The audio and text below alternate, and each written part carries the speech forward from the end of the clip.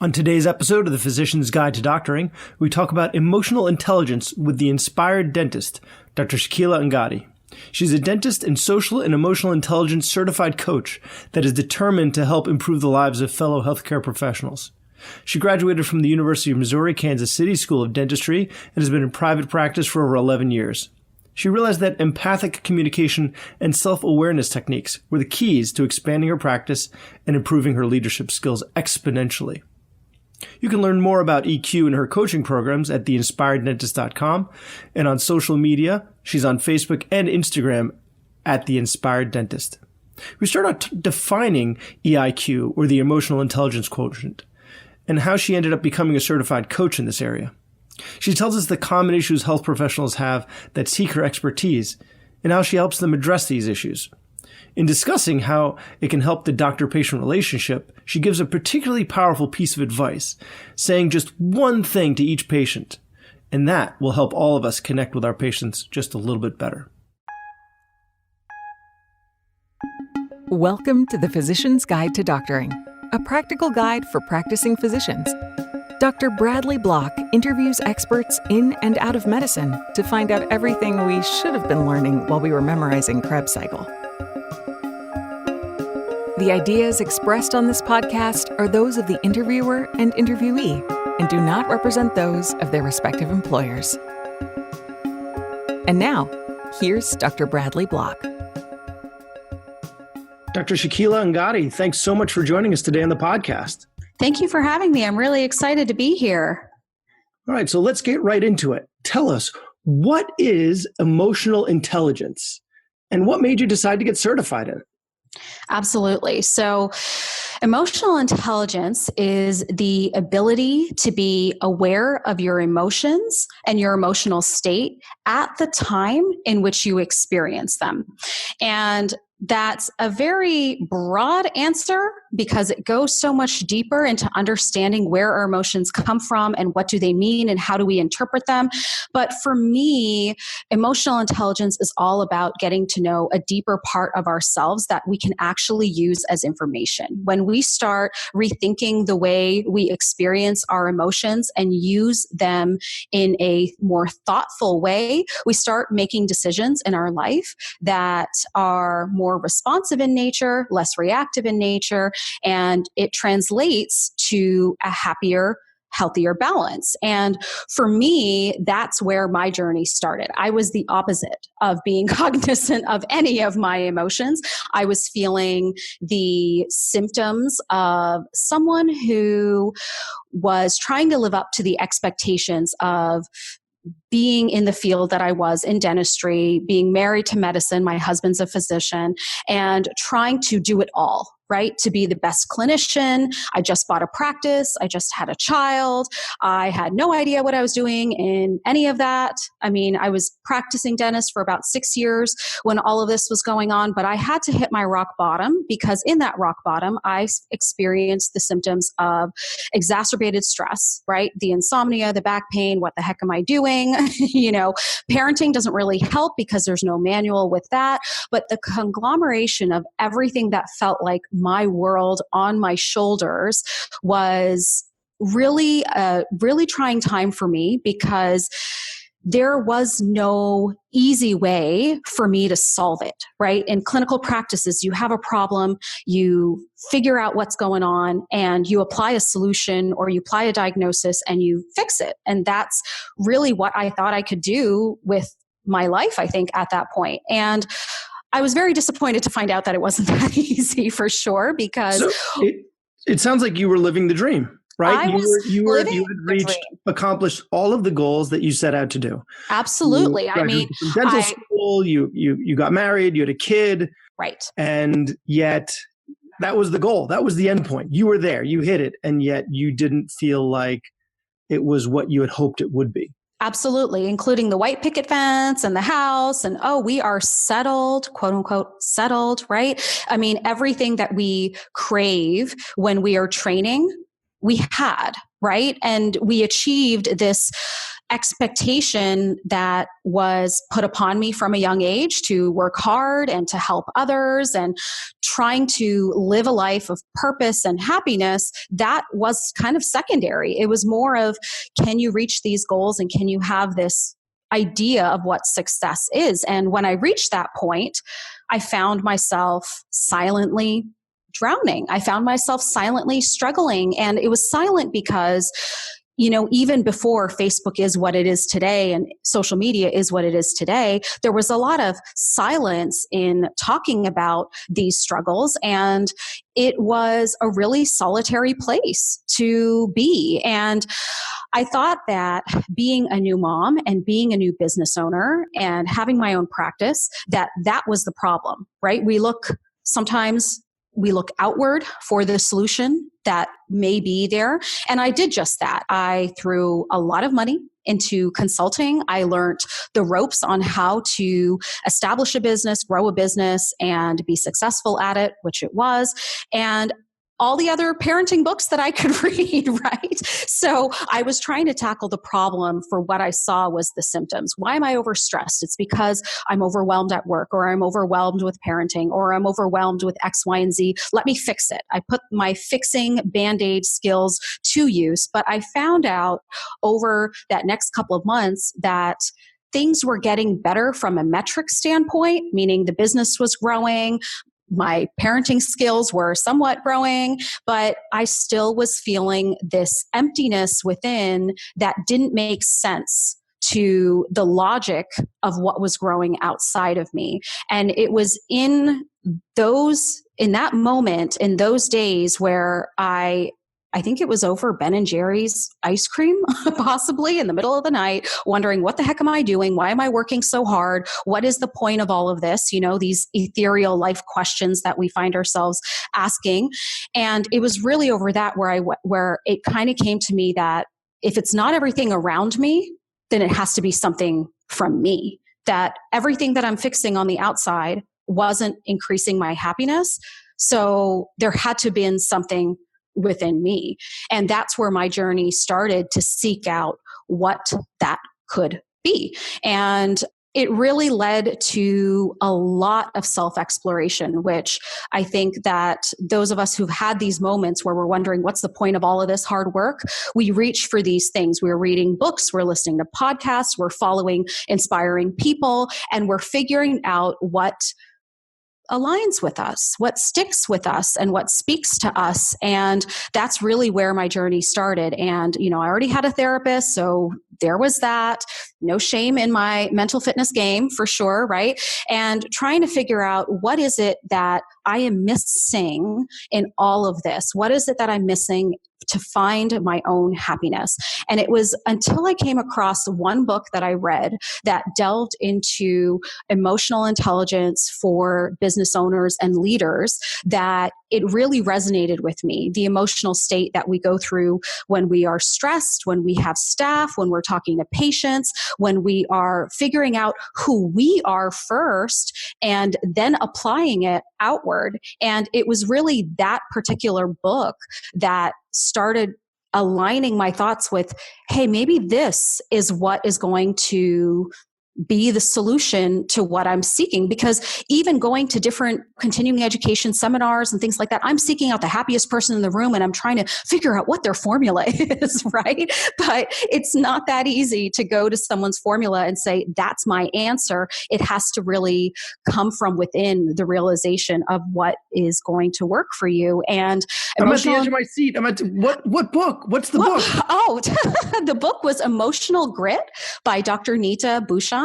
Okay. She's amazing. It is a great read for anybody. You don't have to be in dentistry. I just think any healthcare professional that is somewhat thinking of any of the symptoms I just said, stress, burnout, tired, frustrated, wondering what's the purpose of life. Yep. All of those things will be answered in this book. And I ended up going on to coach with her. And wow. It was the most transitional thing that I've ever done in my life.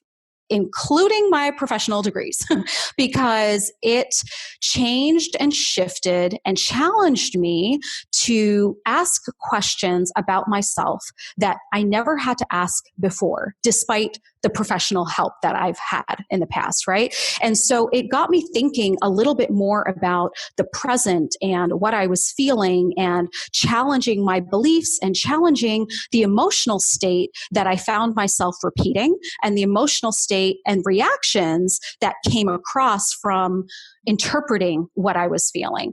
And it was hard.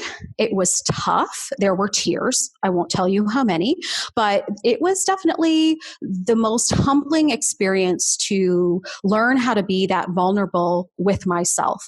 But I will say, as time went on, and even past the point of when I coached with her, when I started seeing changes in not just my own inner happiness, but my relationships with my husband, my child, my staff, my team, even my patients, it started kind of dawning on me that I was onto something. Like, I'm happier living this way. I'm happier living with a better understanding of why I'm feeling what I'm feeling, and tackling it at the root instead of waiting for the symptom, and how to communicate better and communicate with a more emotional awareness to myself and to the other person. And it was really that inspired me to go back and get my own certification, because I started talking to people when I was feeling all of this improvement in my life. Of course, you want to share it, right? You want to share it with your friends, you want to share it with other people. And I started sharing my story with other dentists and other people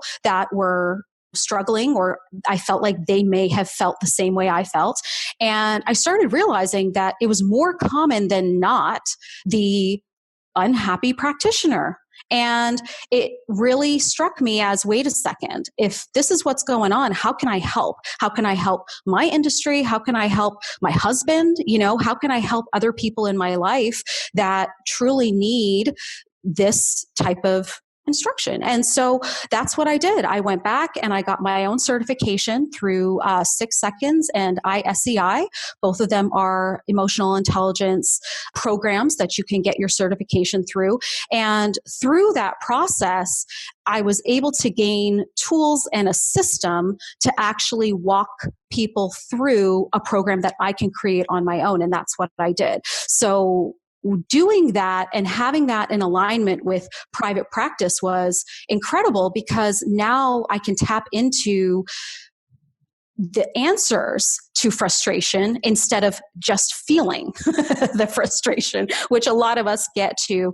And it's been a really great journey with expressing and sharing that point of view, and being able to coach clients from all healthcare professionals, not just dentistry. And it's been a lot of fun. It's been a lot of fun to do this.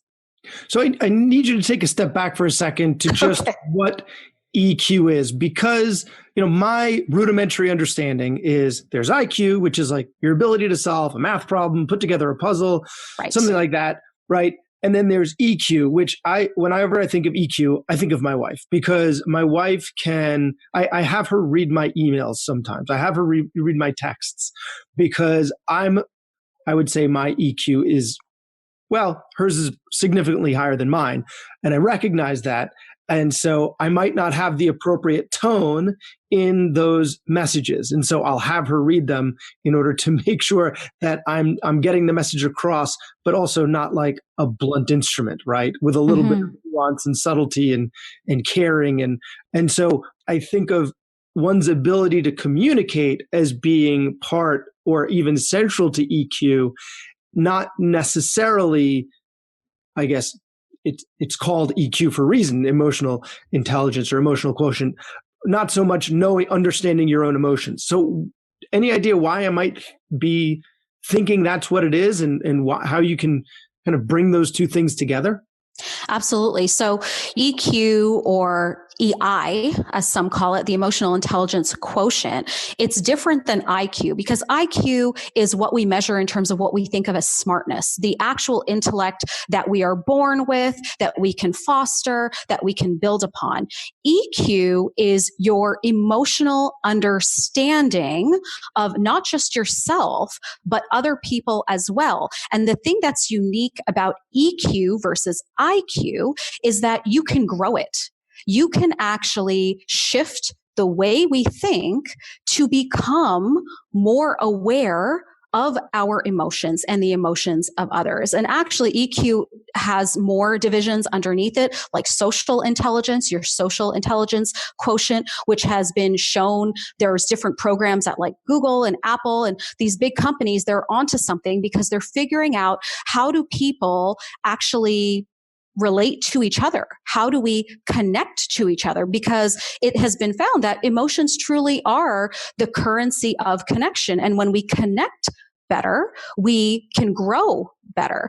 And I think it's something that's become very trendy, right? As far as the emotional intelligence concept, the word, the term, but ultimately it comes down to, do we understand why we're doing what we're doing? And do we understand why we're feeling the way we're feeling? And what does that mean? And when we get that knowledge and we use our emotions as information, we now think differently about the type of response we're going to have versus this hurt me, I'm mad at you, let me go and shoot my mouth, right? We've all had those moments where we said, possibly something we regretted, an argument with a spouse, disciplining a child, or whatever else. I mean, those are reactive responses. We're not processing that emotion when we think about what our return reaction is.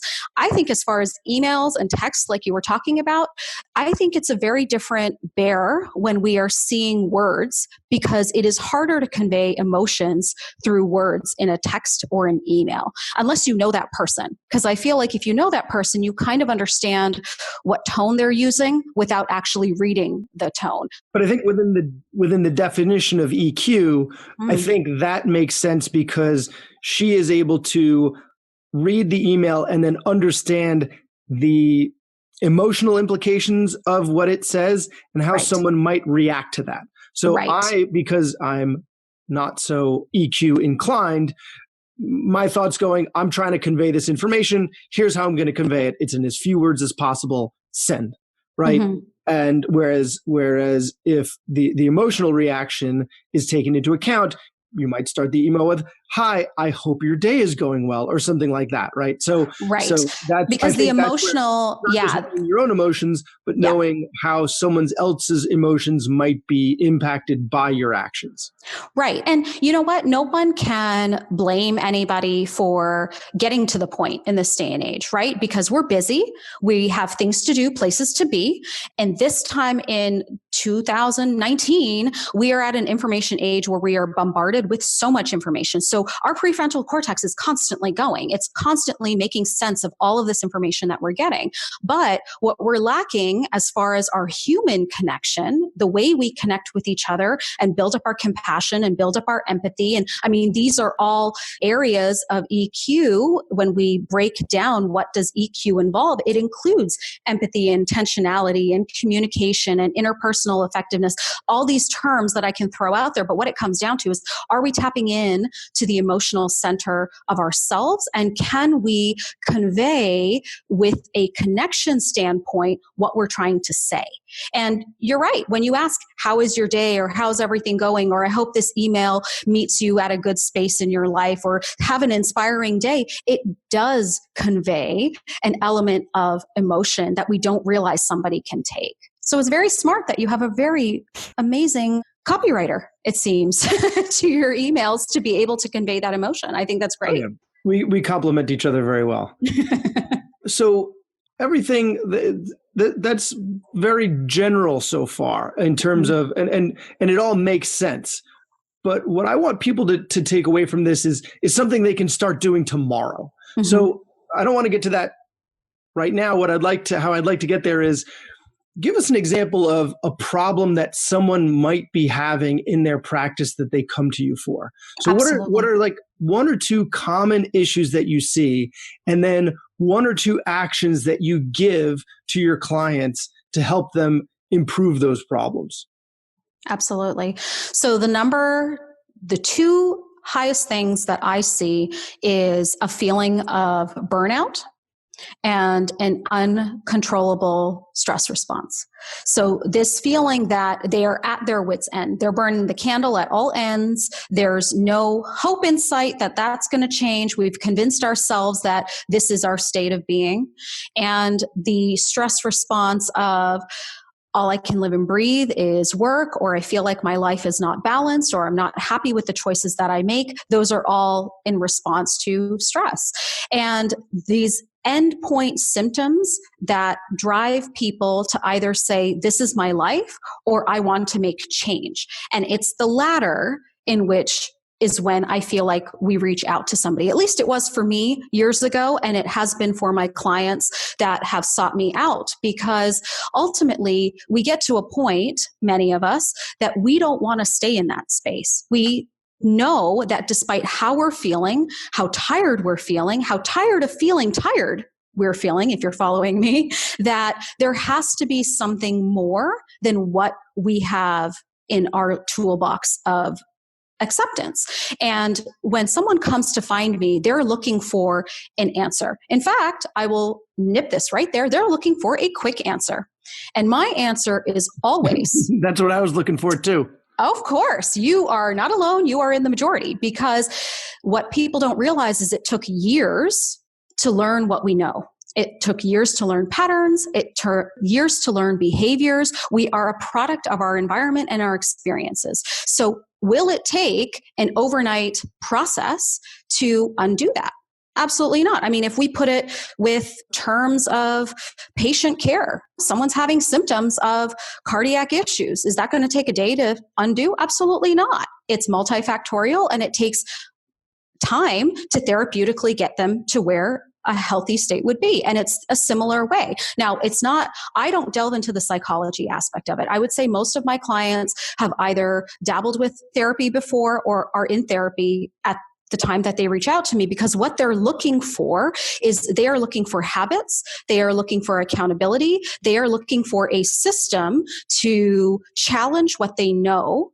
So they have the repairs, the mental blocks that have come their way from trauma and things like that. I don't go into that stuff. I refer to my very well-educated psychology sector of this, and they do a very good job with it. But I find that it's what comes after that. What comes after I know I have dealt with the stuff, that's what we're going to use, in our head. What do I do from here? How do I create a lifestyle that is sustainable? How do I introduce positive psychology elements that are based off of cognitive behavioral therapy? Because that's essentially what EQ coaching can do. It trains and allows actionable tools for people to now align with their lifestyle and be consistent with, which then the habits, like with CBT, with cognitive behavioral therapy, can now rewire the way we think. As in, okay, let me give an example, because you wanted an example of something somebody can do.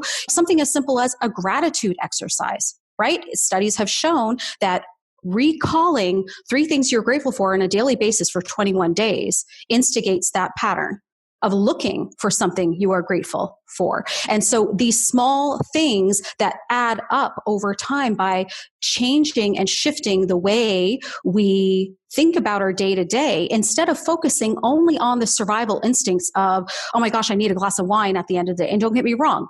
I mean, a glass of wine is fine, or vegging out in front of the TV, or numbing your day away.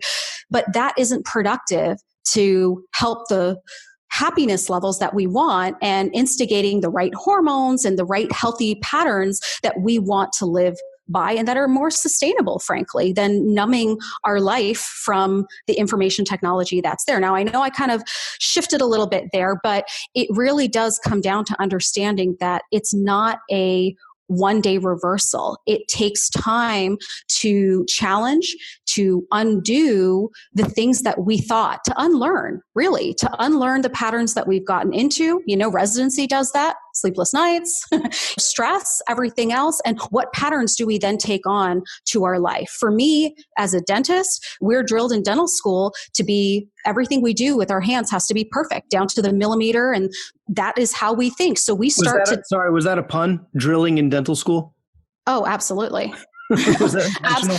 Absolutely. I mean, you are literally measuring down to the millimeter. So you are constantly being bombarded with this idea of perfection. What happens outside of dental school? You start thinking that things in your life need to be perfect. That is the number one thing I see with dental professionals, for instance. And so it's not that we're looking for these things. It's what we've acquired through our experiences. And how do we challenge that? What am I?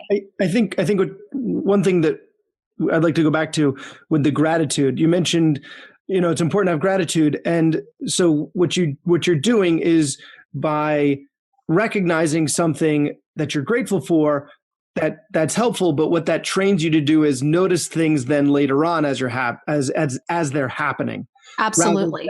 Rather than just at the end of each day saying, I'm grateful that this thing happened, or I'm grateful that I'm able to pay my mortgage, and I'm grateful that we have food on our table. Right. Right. What you're doing is each day, then you're on the lookout for things to be grateful for. So that's a habit that needs to be developed so that you can be on the lookout for those things, as opposed to what our brain has evolved to do, which is not die. So you're looking for, to just reproduce and don't die so that you can reproduce again. And then, so this is anxiety is actually adaptive, because if you were the most anxious, you were the least likely to get eaten by bears. So absolutely. like these are, but that doesn't work in today's society, right? Because we've safety. Where most of us aren't being chased by bears or lions or whatever. So then you have to get out of that mindset of trying not to get eaten. Instead of trying to notice the bears, you have to notice the flowers, so to speak. Right. And we put ourselves in that state of being stressed and having our elevated cortisol levels. And we start to get the terms fear and anxiety intermixed, right? Fear actually being chased by a bear. Yes, you should be afraid. You need to survive. But anxiety, the perceived fear of something that hasn't happened. How many times you talk to somebody, they say, I can't sleep at night. I was thinking about X, Y, and Z. It's a perceived fear, but your body doesn't know the difference. What happens to us over a course of a lifetime at that state? What happens? We are giving and feeding into that negative feedback loop. That happens because we are very adaptable. We are amazing creatures. Our brain is an incredible organ. And so when we're constantly giving and feeding the negative state and allowing ourselves to believe in that negative state, and we're not taking a cognizant way of taking a step back and saying, wait a second, is this truly what I'm thinking right now? Or is this something I have learned to think? When we start being that aware of what we're telling ourselves, we want to change. And the incredible thing about increasing your EQ, whether you do it with listening to a podcast or reading books or doing coaching or whatever venue you choose to do, taking a seminar, it doesn't matter what venue you look at. Listening to podcasts is the way to do it. Yes, the listening to podcasts is the way to do it. You are. I wouldn't recommend doing any other. Lots of podcasts. But you have to be open, right? Like the podcast, if something reaches you, that's where your stepping stone to learn about more. That's where you start. And I think that sorry to keep interrupting, but the being open, because I just want to pivot from there for a second. Mm-hmm. It sounds like when a lot of people end up coming to you, you said they're perfectionists. They're looking for everything needs to be just right, and when it's not, it really stresses them out. And so you end up. One of the things is you help them with gratitude, so they can appreciate all the things that are going well and all the good things that are in their life. But what about for those people who things are going really well, right? They're happy with their practice. They like their patients. Their family life is going well, but they're listening to this because they're in a good place. And they want it to be better. And I might be wrong, but my assumption is most of the people that are going to be looking for things like this are people who are already doing well and want to be able to do better. Not necessarily like when you encounter the physician who's super stressed out, and so he or she might be lashing out and short-tempered with the patients and short-tempered with their staff, they might not have the wherewithal to recognize that that's what's happening to them. Mm-hmm, mm-hmm. Whereas people that are doing well, I think, are more inclined to be like, I'm doing well. Hey, but I want to do better. So those people, what are some actionable things that they can do to Absolutely. improve their emotional intelligence? Absolutely. So usually the people that you say that are okay or they're doing well, they've already started the journey to self-discovery, because EQ is not the answer for everything, right? It is a tool, and it is a very important tool, but it's not going to solve a plethora of every other issue. It's going to address an area of your life that you might not have given the thought to improve. And so, yes, people that are looking to improve themselves have already been on this self-discovery of figuring out, why am I working as hard as I'm working? Why am I doing what I'm doing? And am I as happy as I could be? Because that's usually the question. Do I have balance in my life? Am I as happy as I could be? And this seems to fall into their path of, wait a second, maybe I'm not as emotionally aware. And gratitude is just one. I mean, it is one tool of the many more tools that I use in my particular program, but it all starts from emotional self-awareness, because we run a life of automaticity. We are constantly going, we get used to things very easily. Hedonic adaptation, we're really adaptable creatures, but we don't always slow down enough to practice the mindfulness, to be aware of where we are in the moment that we are. We are not always aware to think, why do I think the way that I think? So a lot of the exercises that we work with, well, let me even backtrack there. My process, since I am a certified EQ coach, I actually administer a test, and it's not an IQ test, it's an EQ test. And what it does is it helps give a visual to a client per se, to see where their strengths are and where their vulnerabilities are, and what we can do to create a program to utilize their strengths to help where they are struggling. Because a lot of times, until we see a visual, we don't realize where we're actually struggling with. Are we struggling with personal power? Are we struggling with the self-talk, self-esteem, and having self-compassion for ourselves? What are the tools we need to do with that? So the first step is always the awareness. The first step is always the self-awareness, because if we're not accurately looking at ourselves, if we're not accurately gauging our emotions or understanding and being proud and having self-compassion for ourselves, how can we then manage it? Right? How can I give those tools? Find that? Is there a place, or does this need to be administered by an emotional intelligence coach, or is there like a platform that we can find online to take a questionnaire? Because if we think, maybe we think we're doing really well, and then we take the questionnaire and find out actually we're a terrible person. I don't think anyone can be a terrible person. I just think that their emotional state just may be not as developed as someone who's done the work. That's what I'm going to say. If the questionnaire is like, it's a smiley face, and the question is this person happy, sad, or I don't care? Well, it's more of how. I don't care, then you're probably right. The questions are more, how would this make you feel, or what would this mean to you? And so they're more thought-provoking questions to see from a gut instinct standpoint. So there is not a right or wrong. When I go through an evaluation with someone, it's not to point out what they're horrible at. And, oh my God, like, you're never going to communicate with anybody because that was your weakest point. No, it's literally looking at it and thinking about why that is such a struggle, and what are the patterns that we've acquired in our life that contribute to that struggle, right? And as far as to answer your question about, is there an online test? Well, there is an online everything, right? Because we can diagnose everything in the healthcare field online with our friendly friend, Dr. Google. And is there an EQ test out there? I'm sure there is. Is there somebody who can make sense of it and apply it to exactly what you're doing? Most of the time, you would have to seek a certified coach through one of these programs. And the only reason why I say that is we have the training to decipher it, apply it, and produce not a cookie cutter program, but something that actually applies to you to encourage growth. Because I can create programs out the wazoo, but if someone is not motivated to really truly dig that deep within themselves and do the hard work to improve their emotional well-being, then it doesn't matter what I do. Right? So I think that there are resources out there. Anybody can Google them, take a look at them, read read upon them, but ultimately what it comes down to is how motivated are you to go to the other side? And the clients that seek me out, they want accountability.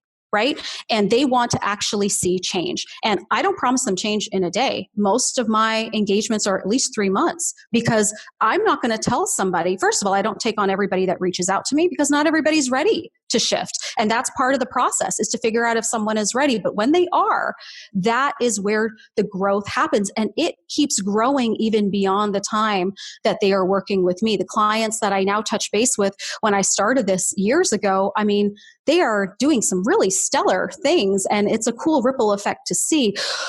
But it all starts from within. It starts with taking emotional inventory of how do we feel during the day? How can we check in with ourselves? What kind of responses are we having during the day? Do we understand that maybe when we snapped at that colleague, that there might have been something else going on? Do we understand that that moment of joy or happiness when our kid took their first step, that was fleeting? How can we reproduce that feeling in other aspects of the way we move our life? And shifting the way we go through life, instead of automatically doing it, when we're more aware of how we feel, we are now managing it better. And then when we take that second step, when we understand how to manage our own emotions, now we can take it to a social environment. We can take it to, what is this person trying to tell me? Because their words are saying something, but they seem pretty pissed at me. Right?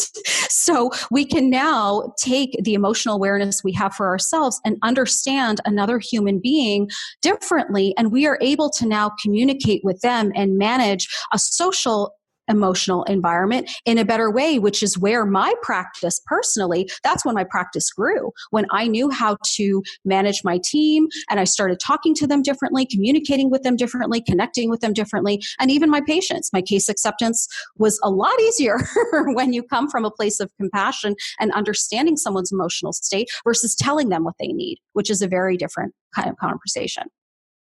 The fact that this is coming from a dentist, it actually took me by surprise, just because most of the time the patient is sitting there with their mouth open and they're not doing much talking. But I guess there is a whole lot of interaction before and after. And also your visits tend to be much more time consuming than the typical doctor's visit.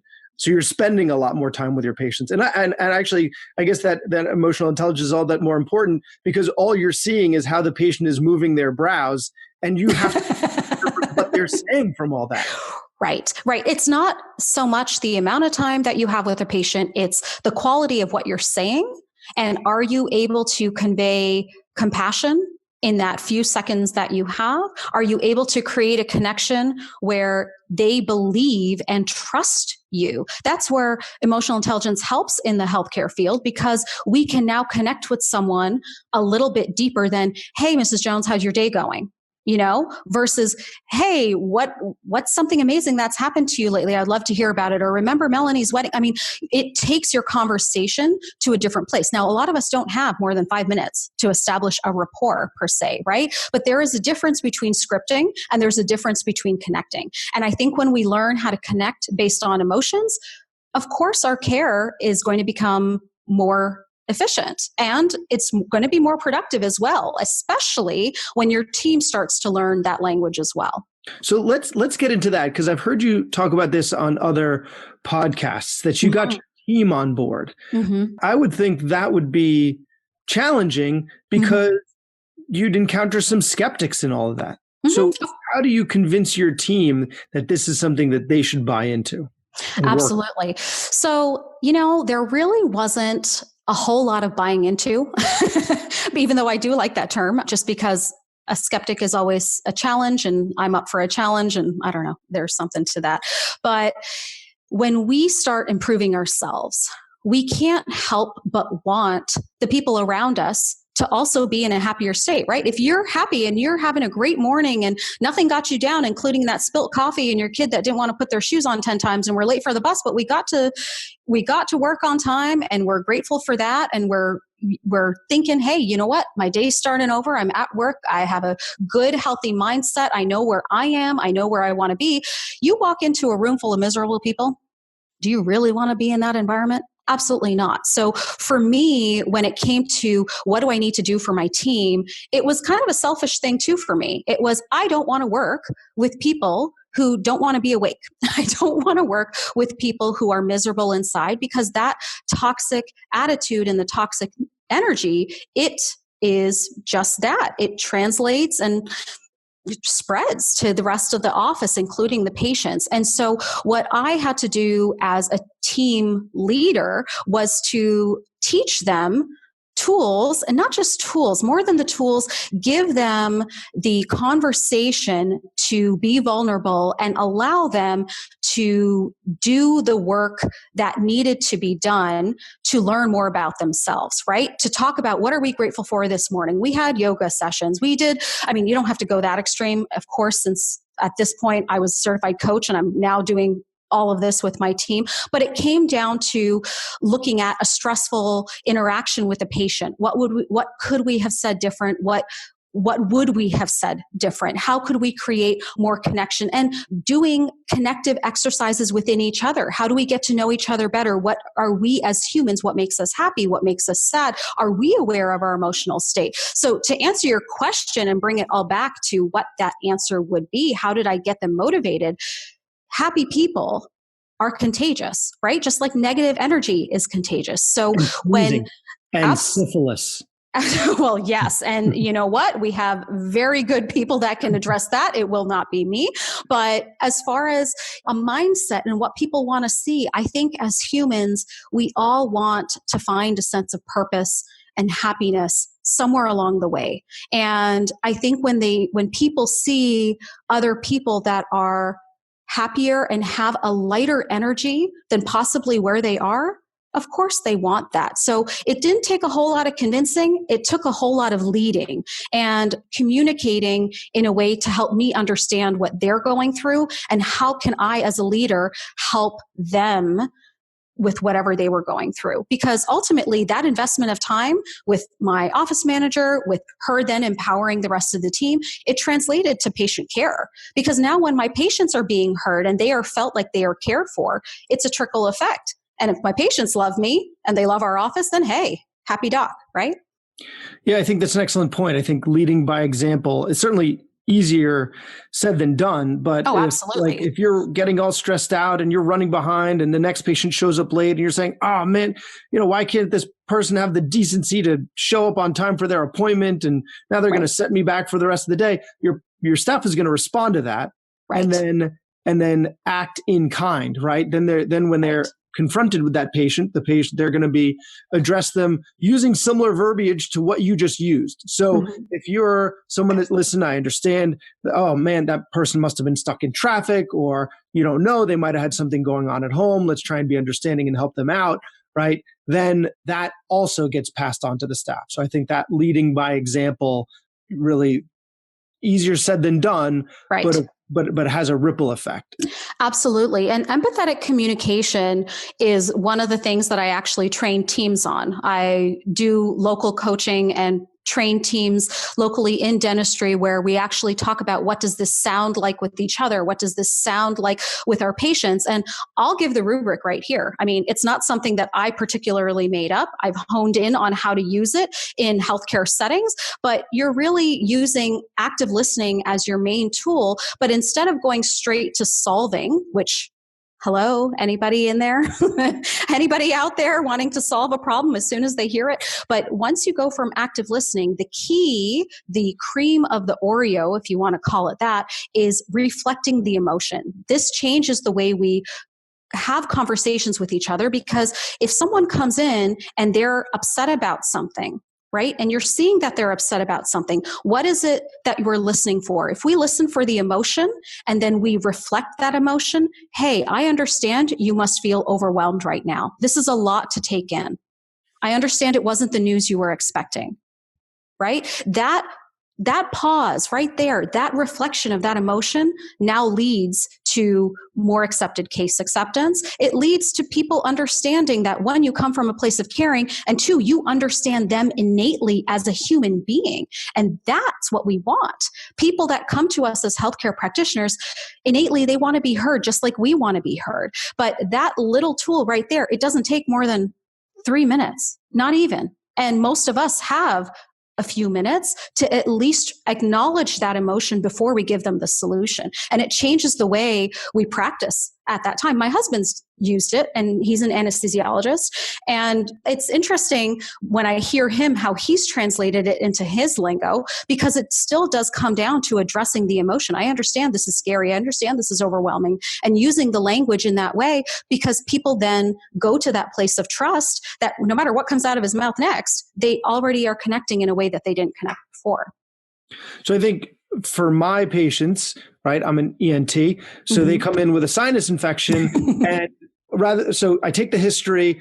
I think ending the history with, wow, that sounds really uncomfortable, and then moving on to the exam, and then moving on to just taking that pause for a second to acknowledge how they're feeling right now. That Absolutely. sounds really uncomfortable. That sounds really anxiety provoking. Like, a lot of people come and see us with it's called globus pharyngeus, just a lump sensation in their throat. And most of the time it's nothing scary or dangerous. So acknowledging that they're here because they think they have cancer, right? Like that's what's going through everybody's mind, because like you said, they went on to Dr. Google and they looked it up and it told them that they have throat cancer, because that's what Dr. Google tells everybody. Right. Even if you have itchy foot, you have throat cancer. So, right. So saying, wow, that sounds like it's making that would make me really nervous. Just pausing for a second, acknowledging the distress, the discomfort, whatever it is, the emotion that they're in, and then moving on to solving the problem. I think you could do that even adding a few seconds to each visit, not even a few minutes, just a few seconds, and it'll buy you a whole lot of new fans and maybe a couple more Yelp reviews. Absolutely. Absolutely. Because then what do patients remember? They don't remember how quickly you solved their problem. They remember how much you cared, because that's how we're wired. That is how we are wired. We are looking for connection. We are looking for the innate need to connect. And by just spending that few seconds to say, I understood you, or I hear you, I acknowledge what you're feeling, it definitely shifts not just the patient perception, but it also makes your day easier when someone is going from a high stress state of thinking they have cancer to, oh, now you are the hero because it was this. I think they would come a lot better when it's, wow, and he cared so much about me. Wow, I am referring all of my friends and friends there. They're less likely to feel like the patient that had their concerns dismissed. Oh, you're fine, it's nothing. Sounds very different from, wow, that sounds like it's really uncomfortable. Oh, turns out it's nothing to worry about. Right. I think that just a few seconds. That was a really powerful tip. Absolutely. Absolutely. Or any other tips that you think bear mentioning? Any other little bits of advice that you have to or resources that we can turn to help us improve our emotional intelligence and emotional awareness? Absolutely. I think that the other thing I really see a lot of high achieving professionals do, especially healthcare professionals, is we spend a lot of time taking care of our patients and not putting the emphasis on taking care of ourselves.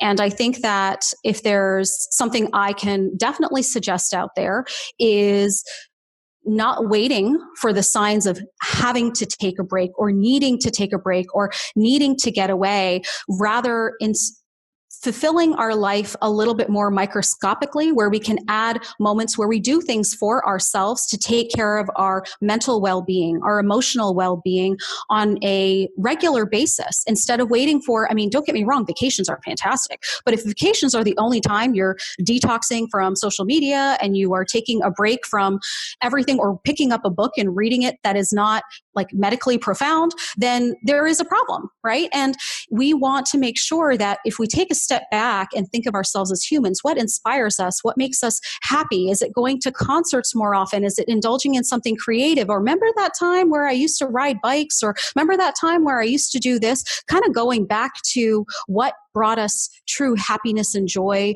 along the process of learning how to be how we are. If we tap back into that and get that into our day a little bit more frequently, I think we would see happier practitioners who feel a little more balanced, because sometimes we think, hey, if we work really hard now, I'll have all this time later, whereas it's the quality of time that we have now and how are we using that to sustain for the time that we need to sustain. A little less in the survival mode and a little bit more in the happiness and joy mode. I think self-care, self-compassion, and understanding that we as humans are not robots and that we need breaks, and it is healthy for us to take breaks, and it is healthy for us to say no when we need to. I mean, there's so many things that I would love to say, but we only have so much time on this podcast, so I'm trying to speak really fast.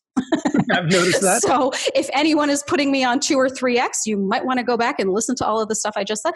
But really, I think the main thing that I would advise anybody who's finding themselves going, okay, what do I do from here? Really evaluate what your days look like. And are you putting enough items in your day that make you feel like you, other than what you do and the titles you have and the roles that you wear? Because I truly think that's more sustainable for a longer period of time than waiting to the point of us getting to that stressed, burnt out state where people are now thinking, I have to do something.